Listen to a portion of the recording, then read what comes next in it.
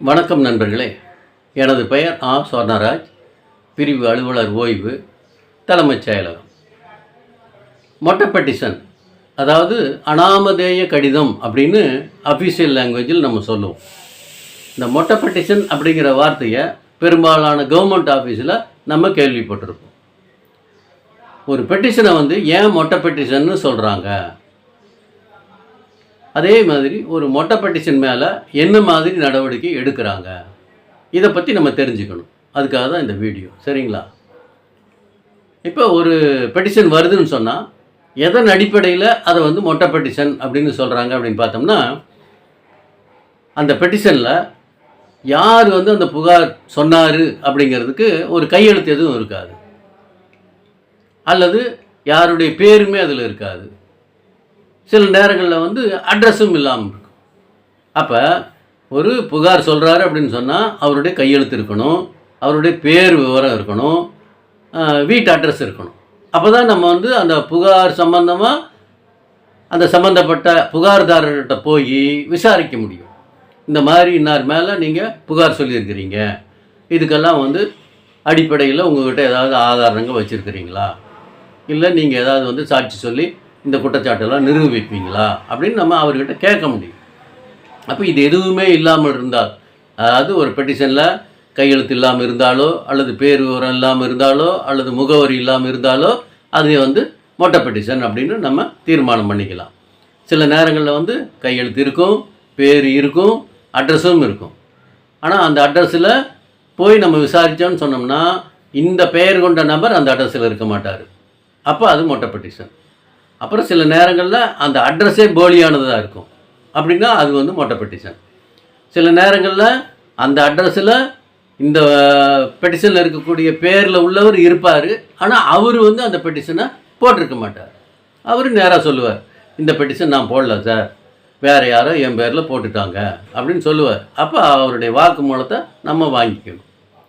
அப்போ ஒரு பெட்டிஷன் மொட்டை பெட்டிஷன் அப்படின்னு தீர்மானம் பண்ணுறதுக்கு அந்த பெட்டிஷனில் கையெழுத்து இல்லாமல் இருந்தாலோ, அல்லது பேர் விவரம் இல்லாமல் இருந்தாலோ, அல்லது சரியான முகவரி விவரம் இல்லாமல் இருந்தாலோ அதை மொட்டை பெட்டிஷன் அப்படின்னு நம்ம முடிவுக்கு கொண்டு வந்துடலாம். சரி, இப்போ இந்த மாதிரி ஒரு மொட்டை பெட்டிஷன் வந்துருச்சு அப்படிங்கிறதுக்காக உடனே அதை லாட்ஜ் பண்ணிடலாமா அப்படின்னா அப்படி செய்யாதீங்கன்னு கவர்மெண்ட்டில் ஒரு இன்ஸ்ட்ரக்ஷன் கொடுக்குறாங்க. அதில் என்ன சொல்கிறாங்க அப்படின்னா, மொட்டை பெட்டிஷனை 2 விதமாக ட்ரீட் பண்ணுங்கங்கிறாங்க. அதில் ஒன்று, ஒரு கவர்மெண்ட் சர்வெண்ட் மேலே பொதுவில் குற்றச்சாட்டுகள் சொல்லி புகார் சொல்லி ஒரு மொட்டை பெட்டிஷன் வருதுன்னு சொன்னால் அதன் பேரில் எந்த விதமான நடவடிக்கையும் எடுக்க வேண்டியதில்லை அப்படின்னு சொல்லியிருப்பாங்க. இப்போ 19ஆன குற்றச்சாட்டு என்ன அப்படின்னு பார்த்தோம்னா, ஒரு ஆஃபீஸில் சுப்பிரமணியன் ஒருத்தர் இருக்கார். அவர் ஒரு சூப்பரண்டாக இருக்காருன்னு வச்சுக்கோமே. இப்போ அவர் மேலே ஒரு புகார் கடிதம் வருது. இந்த மாதிரி இந்த ஆஃபீஸில் வேலை பார்க்கக்கூடிய சுப்பிரமணியம் என்பவர் கண்காணிப்பாளராக பணிபுரிந்து வருகிறார். இவர் ஒரு லஞ்ச பேர் வழி, எதுக்கு எடுத்தாலும் எல்லாத்திட்டையும் காசு வாங்குவார்.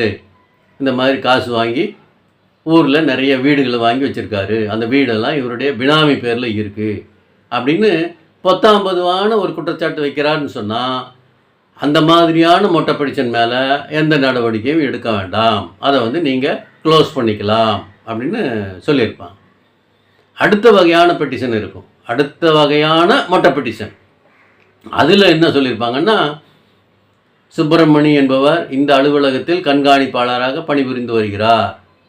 அவர் இந்த கோப்பில் ஒரு ஸ்பெசிஃபிக் நம்பரை போட்டு அந்த ஃபைல் நம்பரையெல்லாம் மென்ஷன் பண்ணி, அல்லது சப்ஜெக்ட் மேட்டரெல்லாம் மென்ஷன் பண்ணி, இந்த கோப்பை சேங்ஷன் பண்ணி கொடுக்கறதுக்காக, அல்லது இந்த கோப்பில் பர்மிஷன் கொடுக்கறதுக்காக, அல்லது இந்த சப்ஜெக்ட் மேட்டரில் அப்ரூவல் கொடுக்கறதுக்காக இன்னார்கிட்டேருந்து இவ்வளோ அமௌண்ட்டை லஞ்சமாக கேட்குறாரு, பணம் கொடுத்தா தான் வேலையாகும்னு சொல்கிறாரு, அல்லது மேலதிகாரிகிட்ட நான் அப்ரூவல் வாங்கி கொடுக்கறதுக்கு எனக்கு இவ்வளோ பணம் கொடுங்கன்னு கேட்குறாரு அப்படின்னு சொல்லி அவர் மேலே ஸ்பெசிஃபிக்காக குற்றச்சாட்டு சொல்லி வந்தால், அதாவது அந்த ஃபைல் நம்பரு அல்லது அந்த சப்ஜெக்ட் மேட்ரு, அப்புறம் அந்த குறிப்பிட்ட ஆஃபீஸர் பேர், டெசிக்னேஷன், இந்த மாதிரி குறிப்பிட்டு மொட்டை பெட்டிஷன் வந்தால் அது சம்பந்தப்பட்ட உயர் அலுவலர்கள் விசாரணை நடத்தி அந்த குற்றச்சாட்டில் எவ்வளோ தூரம் உண்மை இருக்குது அப்படிங்கிறத பார்த்ததுக்கு அப்புறம்தான் அதில் எந்த விதமான ஆதாரமும் இல்லை, உண்மை இல்லை அப்படின்னு முடிவு பண்ணால்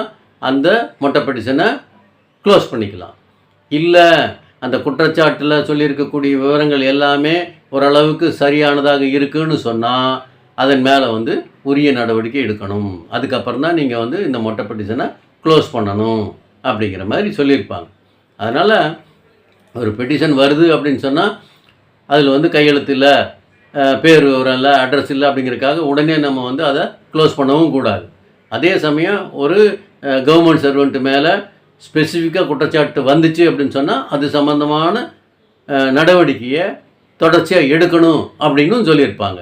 அதனால் ஒரு பெட்டிஷன் வருதுன்னு சொன்னால் அதை எந்த மாதிரியான அலிகேஷன்ஸ் இருக்குதுன்னு பார்த்து அதை க்ளோஸ் பண்ணுறதா இல்லை ஃபர்தர் ஆக்ஷனுக்கு கொண்டு போகிறதாங்கிறத நம்ம முடிவு பண்ண வேண்டியிருக்கும். இதை தெரிஞ்சுக்கணுங்கிறதுக்காக தான் இந்த வீடியோ. சரிங்களா? நன்றி, வணக்கம்.